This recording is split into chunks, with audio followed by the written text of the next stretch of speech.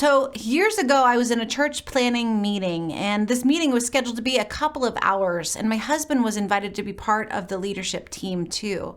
And as luck would have it, both sets of our parents were out of town that weekend. So we had two kids at the time, Chase and Mackenzie. So I talked to the rest of the team and we decided that it was okay for Chase and Mackenzie, who were 9 and 5 at the time, to play on the playground just outside the room that we were meeting in for this long church meeting. And we could look out there and check in on them and see what was going on. And so we felt really good about them being able to be out there. They were given strict instructions before they went and played on the playground for a couple of hours that they were absolutely to stay together. Like if one had to go inside and get a drink of water, then they would go inside together. And it was at one point during this long church meeting that it kind of got a little bit heated. And I guess that neither Ryan or I had thought to look out the window to check on our kids. And all of a sudden, my son Chase, who was 9 at the time, he snuck into the meeting without his sister. He came in by himself. And I looked at him and I was ready to scold him, but then I saw that he had this panicked look on his face. So I looked out the window and there was Mackenzie on the playground with tears running down her face and her leg, above her knee, her thigh. It was stuck. It was stuck in these tiny plastic bars of the playground, and clearly she was in pain and she was hurting. My friends, have you ever found yourself stuck, like just completely stuck, not necessarily physically like Mackenzie, but paralyzed in a place in your life? Like you can't move one direction or you can't go the other direction. You can't go back and you can't go forward. Maybe it's that you're stuck in something, stuck in addiction or grief or anxiety or debt. Maybe stuck in a toxic relationship or a job that you don't really like or a health problem that just seems to have no solution. I think for all of us, there are times in our lives where we just get stuck. Maybe we get stuck often. I know I feel like I get stuck often. Now here's the thing. God actually has something really big to say about this, about how to get unstuck. And it is all magically written in the book of Luke, chapter 15. In Luke 15, Jesus is telling stories. He's telling what we call parables. And he's telling these 3 different stories about being lost, about being stuck somewhere out in the wilderness.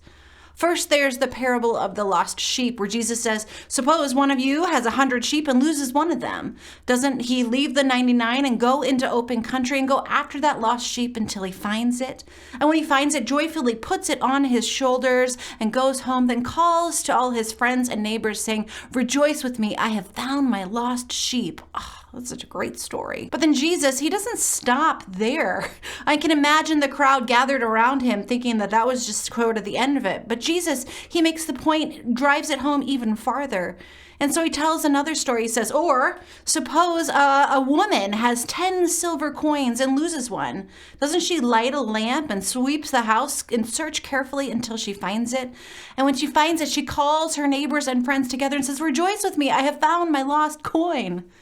And I'm sure that people sitting there were like, okay, Jesus, we get that you look for lost things. But Jesus, right there in the same chapter, without even taking a breath, he goes even further. He tells a third story right there in Luke chapter 15.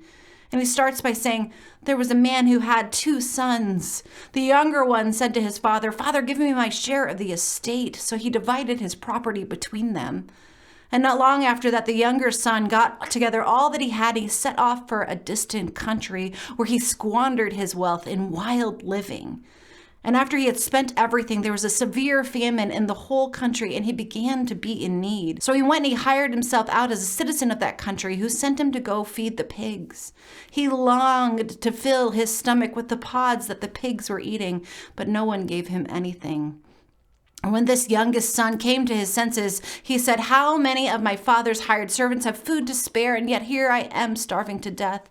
I'm going to go back to my father and say to him, Father, I have sinned against heaven and against you. I'm no longer worthy to be called your son. Make me like one of your hired servants. So he got up and he went to his father. But while he was still a long way off, his father saw him, was filled with compassion, and ran to his son and threw his arms around him and kissed him.